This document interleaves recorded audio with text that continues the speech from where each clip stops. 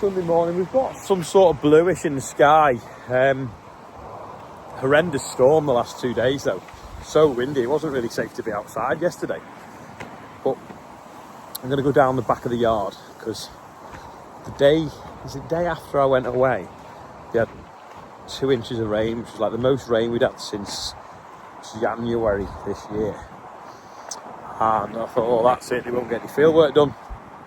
Anyway, it come dry and windy and stuff dried up, and they managed to drill the field behind the yard.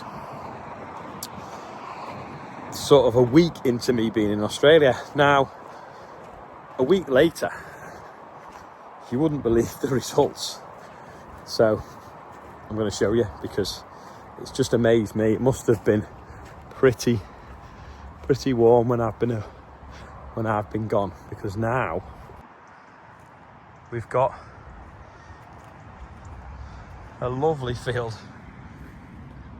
of winter barley. So this was barley last year. Anyway, we put it in barley again because it was so handy having it cleared early on so that we could use the field for stacking straw on, which has blown over the last 24 hours. And stacks come down. But it was handy for dropping trailers, looping around with the combine and everything. Anyway, it now looks awesome with this luminous green on black soil. We don't normally have a lot of black soil because we try and direct drill where we can. But this field, we did level it off because it was a bit sticky last year when we drilled it after the tyre day. And there's a few humps and bumps, and because we've been driving machinery on it all winter, all summer, and we'd also put the hashtag in it, if you remember, SOFF, Save Our Family Farms. We decided that we'd take the compaction out of it. But yeah, this barley looks incredible. Where they filled a bit of a hump in there, it was a bit spongy with the drill and they were cutting in, so they've just not sown that last little bit. If it does come dry, we'll get on it, but we have had some significant rain since. But yeah, looks good to have a field that we're proud of by the yard. It's nice to look out the office and see it. Anyway, we'll go and have a little bit of a look round what are the corns coming up and how well that looks perhaps. You can tell it's been windy because we've had a lot of rain, but it's walking relatively dry for soil that's been disturbed. It's not really sticking to my boots at all. We've had a grass strip along here for the last 5 or 6 years. You know, we've ripped it out now and it's growing nice in that as well. And there doesn't seem to be many grass weeds again, which is good. A few bits and bobs of debris that come out the hedge and the roadside. And then there's the plough, which I'll probably never use again. So if anyone is interested in this 10 for a dow as well, I'm currently using it to block a hole in the gate. It's make me an offer.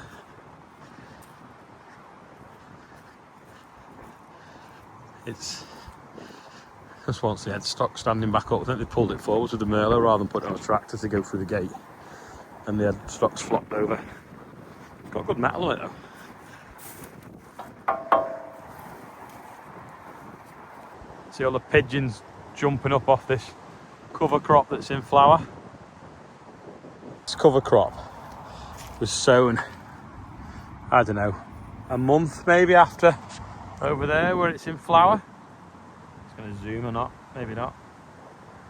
It's catching up though. You can see the buckwheat just about to flower now. Mustard's cracking on well as well. I find a linseed though. I can't seem to see any linseed.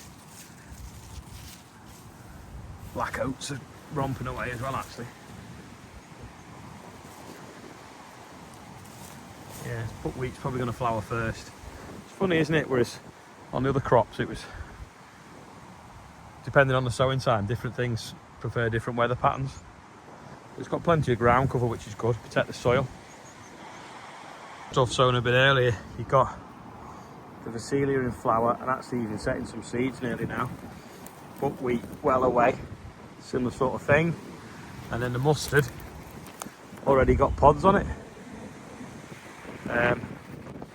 Don't think the linseed like the dry weather though, because it's hard to spot amongst it.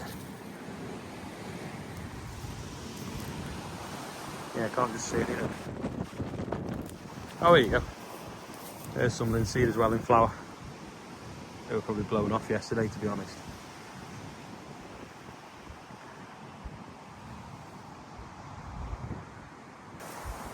That wind has definitely blown all the acorns off. This cover crop's pretty much finished flowering now, falling over. If you look under the trees by the hedgerow, where it had no moisture, it's barely grown tall. Shows you how dry it was in the summer. That is why I'm not really convinced agroforestry works, because shaded trees or tree roots below just scavenges everything in the dry year. So if you imagine you had 24-metre rows of trees and you're losing sort of 4 metres either side of a hedgerow, you're going to be left with like 16 metres of ground to be productive. Unless the trees are providing something meaningful you can sell. Not really sure. It also gives the pigeons something to roost in, to then jump down into the field. It's been dead there, it's been eaten by a fox or something. Yeah, not entirely sure. Linseed's just come out here as well. First wheat after beans, and you can see a lot of the beans must have shed before we got the combine in here, because it's quite a flourish of them. So where the frost will kill them off, or we'll have to take them out in the spring. But at the moment, we'll leave them because you can't really see, but the little nodules on the bottom of the roots are fixing nitrogen into the soil as well. So unless they start competing for light for the wheat, they're all right. So we'll leave them for as long as we can. If we get a hard windstorm, it'll kill them. Exactly the same story here. You got the oak tree. Not a very big oak tree, might I add. Just took all the moisture out of this bit in the field. A lot taller crop. It's all gone to seed as well. It's loading the wind. Buckwheat forming seed heads now after it's finished flowering. So you know, we did that experiment. We put a pre-em on and then drilled into it with a cover crop just to see whether it'd grow and not compete in the middle of the rows. Well, the only thing that seems to survive is the linseed. Tiny bit of mustard right in the row, and a bit of clover in the row. A bit more linseed there, and the sunflowers. The sunflowers and the linseed, and there's clover there as well, but it has pretty much knocked most things out, to be honest. But we have got clean in the rows. But yeah, not that successful really. Yeah, linseed's fine, sunflowers are fine. It was worth a try, but yeah, not a nice field of beans. It hasn't all failed. But it'd have been nice if we had both.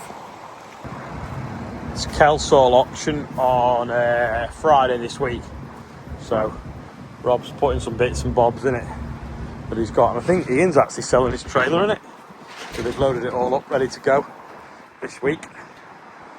That's been busy hedge cutting and flailing while I've been away as well, so perfect tractor for it really. It's just quite manoeuvrable.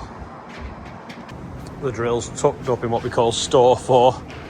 We're ready to see if we get any more done. We've pretty much done everything we can.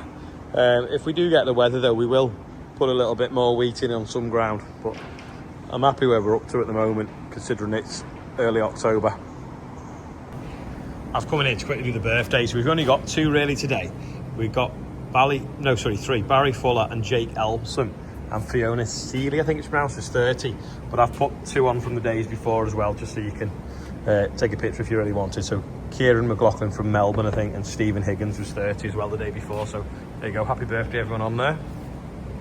And anyone else whose birthday it happens to be today. Anyway, I'm going to go and have a look now. I'll show you what Rob's fixed on the rollers.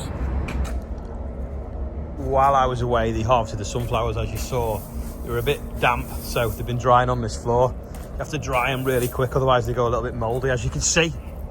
But they're only for bird seed anyway. There's a bit of stuff in them that maybe wants cleaning out. But yeah, should be dried nicely now. They smell nice anyway. They smell a little bit like chips because obviously some chips are cooked in sunflower oil. Other thing that was done as well was the harvested the millet and the canary. So this is now in these tubs. So up the lid. So these got filled out the dryer. There's a quick video of how they did that.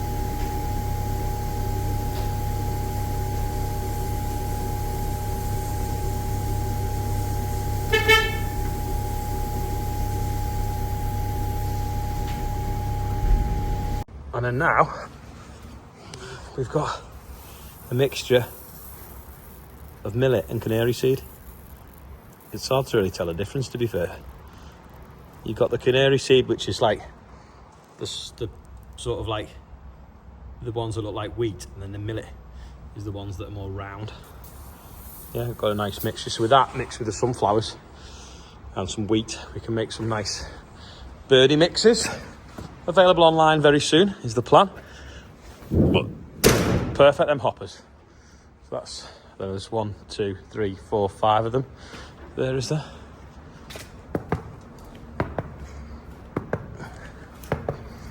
Yeah, so they're all full. That's good, and the dryer's all been blown down again as well. They put the sunflowers in the dryer straight away, but they were a little bit stodgy, and they started to not want to flow because there's quite a bit of green of the heart, like the head of the sunflower, because they weren't really right, but we didn't want them falling over in the wind the other day. So they cut them anyway, that's why they're on the drying floor. We should have put them on the drying floor, then put them through the dryer rather than the other way around, because I think they had a bit of trouble getting it back out the dryer, but I wasn't here. Now Adam borrowed this on Friday. I know that Pim wants to put him back in, but it cracked here. So that side looks like it's about to as well now. So we'll probably have to just weld it up before it gets any worse. But Rob got it in the workshop, and well, as you can see by the picture now, that is what it looked like, and then now that's what it looks like now. So he's done a nice job of repairing that. Didn't have any Claydon yellow, so I think it's cat yellow. Got a bit more stuff about what's been happening while I've been away, but I've got a meeting tomorrow I've got to go to, so I probably won't be on the yard that much, so I'll show you a bit more tomorrow, I suppose, which I've shot today, if that makes sense. But yeah, you made it this far, thank you, and I'll see you tomorrow on here. Bye for now.